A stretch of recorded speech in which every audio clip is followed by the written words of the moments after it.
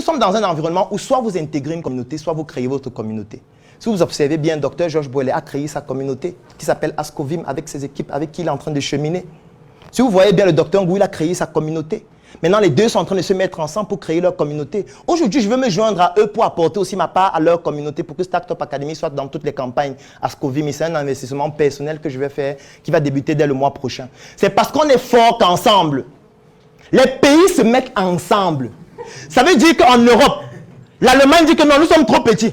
La France, non, nous sommes trop petits. L'Allemagne et la France se mettent ensemble. Ensuite, ils essayent d'aller convaincre les autres pays européens que mettons-nous ensemble, créons l'Union européenne. Aux États-Unis, c'est fait depuis des dizaines et des vingtaines d'années. En Afrique, on est en train d'essayer de le faire. Et vous, qui êtes-vous pour avancer seul? Donc, vous voulez avancer avec votre frère du quartier ou votre ami. Vous voulez être deux et aller résoudre les problèmes de la santé. Il est impossible d'affronter un combat aussi difficile en étant seul. Parce que si les États se mettent ensemble, ça devrait être une leçon pour tout le monde que personne ne peut évoluer seul. Mais comme je sais que chacun a son ego, parce que quand on va se mettre ensemble, la question qui va suivre, c'est qui sera le patron? Pourquoi c'est lui et pas moi? Pourquoi le patron est toujours quelqu'un de telle région? Et c'est là où votre inconsistance intellectuelle se met donc en avant. C'est pour ça que j'ai décidé de m'appeler un assassin. L'assassin de cette inconsistance qui doit être brisée de manière violente. Parce que vous ne pouvez pas avoir un enfant qui doit aller à l'école à 6 h ou à 7 h, qui est couché jusqu'à 9 h 30 parce qu'il a vu la télé toute la nuit, et vous venez chuchoter dans son oreille, « Mon fils, il est déjà à 9 h, pourquoi tu ne parles pas à l'école ?» Aucun parent ne ferait ça. Parce qu'à ce moment donné, vous devez utiliser son cerveau limbique, c'est-à-dire que vous devez choquer ses émotions, pour que ça touche son comportement et ses attitudes, pour qu'il mémorise le fait qu'il ne doit plus jamais être couché à 9 h. Voilà les 3 fonctions du cerveau limbique. Il est donc extrêmement important pour changer des personnes qui ont un mental dégradé, que j'appelle l'inconsistance intellectuelle depuis des vingtaines, trentaines, quarantaines d'années. On ne peut pas être doux. Il faut être violent. Violent pas parce qu'on est contre eux, pas parce qu'on voudrait les choquer ou montrer que nous sommes condescendants intellectuellement, non. Violent parce qu'on voudrait que ça apporte un électrochoc dans le cerveau. Parce que même pour réanimer votre cœur, il faut un électrochoc. Pour montrer qu'en réalité, nous sommes en train de ronfler intellectuellement. Et la première étape, c'est de sortir d'abord du sommeil intellectuel. C'est pour ça que j'aime utiliser l'expression « vendre son lit intellectuel » pour commencer à comprendre que l'environnement fonctionne d'une certaine manière. Et dès qu'on a compris comment l'environnement fonctionne, on peut y apporter des solutions dans un premier temps seul et dans un moment beaucoup plus long, ensemble pour être plus efficace. Parce que si le docteur Georges Boiley continue de faire ce qu'il fait seul, ça n'apportera des solutions à personne. Ce sera des solutions microscopiques qui ne seront même pas visibles. La preuve, il le fait depuis plus de 10 ans. Et il y a des gens ici qui ne le connaissaient même pas. Ils ne savaient même pas ce qu'il faisait, alors qu'il travaille depuis 10 ans acharnément. Il se bat tous les jours. Chaque semaine, il est sur le terrain. Mais vous ne le connaissez pas. Vous buvez les bières, vous dansez, vous regardez la télé et tout. Ça veut dire que les actions qu'il est en train de mener, où il donne toute son énergie. Il a abandonné sa carrière parce qu'il aurait pu être un formidable professeur en médecine qui fait le tour du monde avec ses qualifications. Un professeur agrégé, il aurait pu décider de continuer. C'est vrai qu'il est chargé de cours et qu'il peut même aller encore beaucoup plus loin. Mais je suis certain que sa carrière actuelle a été amputée par rapport à ses actions sur le plan associatif. Mais vous voyez que malgré tout son acharnement, vous ne le connaissez pas. Ça veut dire qu'il peut faire comme ça jusqu'à mourir. On va dire qu'il y a un docteur là, docteur Georges Boiley, il se baladait dans les villages, il faisait ceci. Les gens disent, ah bon? Ouais, rip. Ce n'est pas dommage. Ce n'est pas dommage qu'un monument comme celui-ci ne soit pas connu par tout le Cameroun, par toute l'Afrique, parce que pour moi le Cameroun n'est qu'un quartier, parce que notre pays c'est l'Afrique. Ce n'est pas dommage que des icônes comme ça soient préservées. Ce n'est pas dommage que nous ne puissions pas nous mobiliser pour que ce type d'icône ne se décourage jamais. Parce qu'un autre élément qu'il faut comprendre, c'est que l'entrepreneur chemine avec la dépression au quotidien. La dépression est l'ami intime de l'entrepreneur. La particularité de la dépression, c'est que quelqu'un qui déprime, ce n'est pas forcément quelqu'un qui est en train de pleurer chaque jour. Quelqu'un qui déprime peut être quelqu'un qui est sur les statues en train de danser à longueur de journée. Chaque soir, il va embêter, il boit avec ses amis. Alors qu'il est atteint un stade ultime de la dépression et un jour vous allez attendre qu'il s'est suicidé. Parce qu'en réalité, il s'est créé une prison, il a pris la clé, il l'a jetée. Et il n'a plus l'honnêteté de dire aux gens qu'en fait c'est un film que j'ai créé autour de moi. Et ce film, il est obligé de jouer le rôle du personnage, jusqu'à la mort, jusqu'au suicide. Ne menez pas une vie qui n'est pas la vôtre. Ne comparez pas ce que vous faites avec ce que les autres font. comparez-vous avec vos résultats d'hier. Voyez si vous êtes en train de progresser parce que par rapport à ce que vous faisiez l'année dernière. C'est ça qui est plus important. Parce que c'est ça qui correspond à vous, à votre spécificité. Si vous voulez aller à un niveau plus élevé, vous pouvez utiliser un levier qui est celui de se mettre avec l'autre pour qu'ensemble, nous puissions faire quelque chose de plus grand. Parce que 100% de 1 million, ça vaut moins que 1% de 10 milliards. C'est mieux d'avoir 1% d'un groupe puissant au lieu d'avoir 100% de médiocrité. Et c'est sur cette note que je vais terminer parce qu'aujourd'hui, j'ai compris par exemple lorsque je faisais mes consultations en médecine à longueur de journée, qu'en réalité les patients ne souffrent pas de ce dont on croit souvent. Et eux, ils l'ont compris mieux que moi. Parce qu'eux, ils l'ont compris, ils ont décidé de passer à l'action à travers le bénévolat, à travers des actions sociales. Pour toucher à quoi? L'humain. Sauf que pour toucher à l'humain, il faut apporter à l'humain ce dont il a besoin.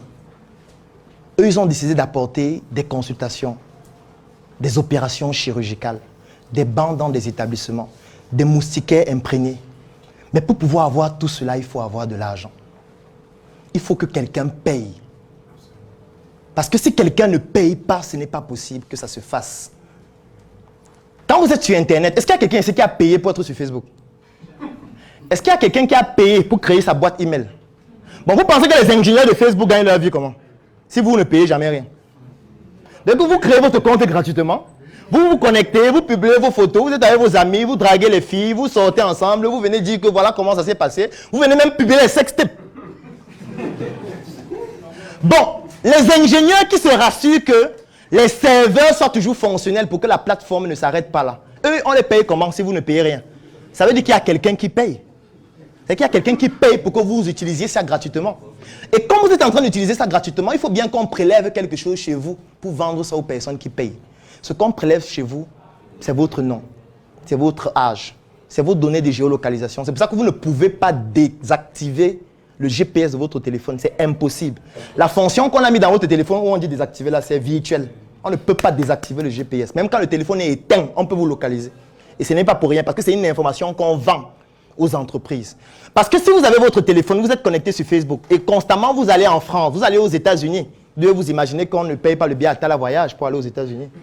Ça veut dire que vous payez dans les billets d'avion. Ça veut dire qu'une entreprise qui vend des billets d'avion va cibler ceux qui passent le temps à voyager pour leur proposer leur campagne, pour leur proposer leurs billets, pour leur proposer leur promotion. Et Facebook va leur facturer ça. C'est pour ça que vous utilisez gratuitement.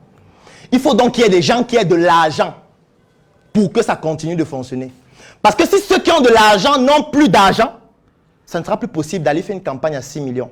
Parce que Georges Bollé ne gagne pas 6 millions par mois. Et même s'il en gagnait, il ne devait pas sacrifier sa famille pour aller faire des campagnes pour aider gratuitement pour que sa famille meure. Ce ne serait pas logique. Ce serait même un humanisme dangereux qu'il faut interdire. Vous ne pouvez pas donner ce que vous n'avez pas. Vous ne pouvez pas donner quelque chose qui vous tue. Vous ne pouvez pas être un médecin pauvre et être au quotidien sourire. Ce n'est pas possible. Pour sourire, il faut traverser et travestir les besoins élémentaires. Pour travestir les besoins élémentaires, il faut de l'argent. Moi, j'ai donc décidé de m'attaquer à la problématique de l'argent. Pourquoi? Parce qu'en réalité, un être humain, il est bio, il est psycho et il est social. Il y a la partie biologique, oui, le fonctionnement des organes, le foie, le cerveau, etc. Mais le problème qui se pose, c'est qu'il y a aussi la partie psychologique qui est l'état d'esprit. Il y a la partie sociale qui est l'interaction qu'on a dans notre environnement. Et les trois sont liés. C'est pour ça que l'être humain a cette dimension tridimensionnelle qu'on appelle biopsychosociale. Si vous avez un problème psychologique, ça va attaquer les deux autres aspects. Si vous avez un problème social, ça va attaquer les deux autres aspects. Imaginez-vous, vous avez un patient qui arrive à l'hôpital, vous le consultez, vous trouvez que voilà, il a des maux de tête depuis 2-3 mois. Vous prenez votre ordonnance, vous dites paracétamol. Alors qu'il vient de perdre son emploi à cause de la Covid. Vous pensez que le paracétamol va résoudre ses maux de tête? C'est possible? Et qu'il finit de boire le para, il rentre à la maison, sa femme dit, on n'a pas mangé depuis le matin, les enfants sont là, on les a chassés à l'école. Et l'enfant ne connaît pas l'entrepreneuriat. L'enfant connaît le lait qu'il doit consommer. Il connaît les couches qu'il doit porter. Votre truc de l'entrepreneuriat, ça ne l'intéresse pas, il ne connaît pas de quoi il s'agit. Vous allez leur dire quoi? Que non, croyons au paracétamol, ça va aller. Il faut à un moment donné qu'on mette la problématique de l'argent sur la table et qu'on permette aux gens de gagner de l'argent pour que des initiatives comme celle-ci ne disparaissent pas. Parce qu'aujourd'hui, si nous étions tous riches dans cette salle, on devait dire, docteur Georges Bollé, vraiment la présentation est extraordinaire. Moi, je trouve que vraiment, tout le peuple doit soutenir ce que vous faites. Et pour ça, nous décidons de mettre une cagnotte de 2 milliards pour soutenir les campagnes pendant 10 ans. Ce n'est pas pertinent. Ça ne peut pas permettre de toucher plus de villages. Ça ne peut pas permettre de toucher d'autres pays. Mais comme on n'a pas d'argent, on dit... On dit vraiment, docteur Boilé est trop fort, il est puissant. C'est un docteur qui fait les choses extraordinaires.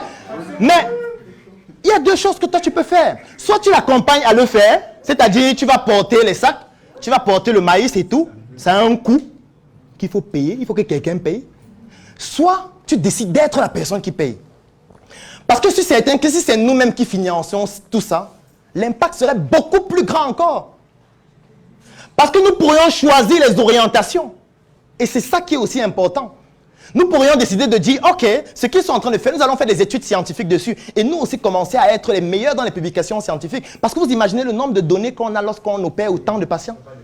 C'est la publication scientifique qui en sort, qui est publiée dans les plus grandes revues internationales et que personne d'autre ne peut faire à un coût aussi élevé. Nous, ça devait nous appartenir. On devait se dire, le fait qu'ils aillent dans tous les villages. Dans les villages, on a des substances, on a des médicaments, on a des plantes médicinales. On pourrait faire des études scientifiques en même temps. Ça devait être moins coûteux. Parce qu'eux, ils se déplacent chaque dimanche ou chaque week-end. Ça veut dire que le fait qu'on n'ait pas assez d'argent nous ampute dans notre capacité à rendre beaucoup plus rayonnante ce type d'activité. J'interpelle donc chacun d'entre nous à mettre l'argent. Pas au cœur de sa vie. Parce que je sais que peut-être le cœur de votre vie, c'est votre copine, même comme le cœur ne bat que du sang. Et ne mettez pas les organes dans ce que je vais dire. Mettez l'argent à une dimension importante de votre vie. Sachez que sans argent, rien ne peut se faire. Les patients qui sont morts, les enfants qui meurent à l'hôpital en pédiatrie, là, 99,9%, c'est parce que de manière directe ou indirecte, il manque d'argent. Ça veut dire qu'il y a des cas, et moi j'en ai vécu plusieurs, où un patient meurt parce qu'il n'y a pas 10 000. Et il meurt. Tout le monde voit comment il meurt. Et on ne peut rien faire. Parce que quand moi je suis sorti médecin au début, moi je me disais, non, ce n'est pas possible. Comment quelqu'un peut mourir parce qu'il n'y a pas 10 000? Je dois dire stop à ça. Et moi dans mon hôpital, qu'est-ce que je faisais? Quand je consultais un patient, et une dame par exemple qui avait son enfant, elle dit, ouais docteur, les médicaments que vous avez prescrits, je n'ai pas l'argent. Je dis, ça coûte combien? Elle dit 7 000, je prends 7 000, je donne. Elle dit, Jesus. Vraiment, que le Seigneur t'accompagne. Mais le problème qui se posait, c'est la même chose qui est arrivée au docteur Boilet. Ça veut dire qu'elle va au quartier, dit qu'il y a un médecin là, il est extraordinaire. Il te consulte, il te dit ce que tu as. Il te prescrit le médicament, il achète le médicament. Il paie les examens. Tu n'as plus rien à faire, c'est lui notre sécurité sociale. Et ce qui se passe, c'est quoi? C'est que tu te rends compte que tu as de plus en plus de patients qui viennent et qui disent, je n'ai rien.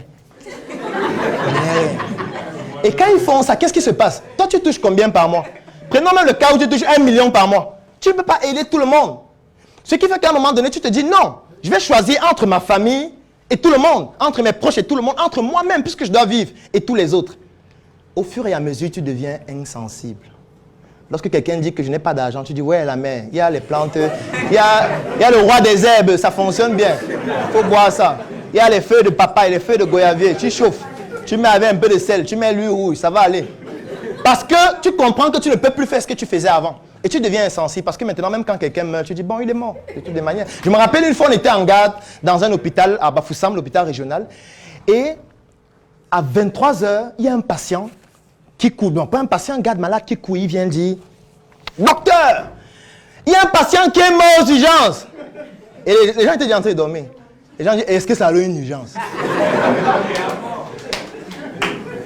Mets le drap sur lui, le matin on va venir le porter. Nous on ne soigne pas les morts.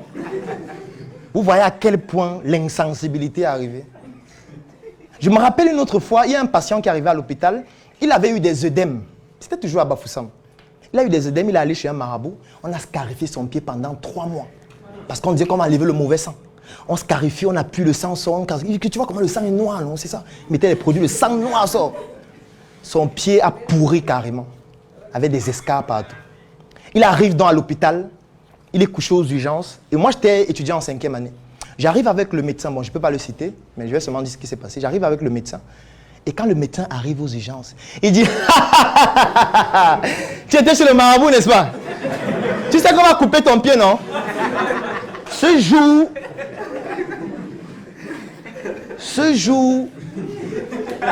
je me suis demandé qu'est-ce qu'il fait là. Qu'est-ce qu'il fait ici? Parce que c'était extraordinaire. Ça veut dire, il a rien. Il dit non, on va couper ton pied. Parce que quand vous parlez, vous ne comprenez pas. Vous dites que c'est rien, je maîtrise. Tu vas maîtriser au bloc. Et effectivement, on l'a amputé. C'est moins rigolo, n'est-ce pas? Parce que ça peut être un membre de votre famille, ça peut être votre mari, ça peut être votre frère, votre père, ou vous-même.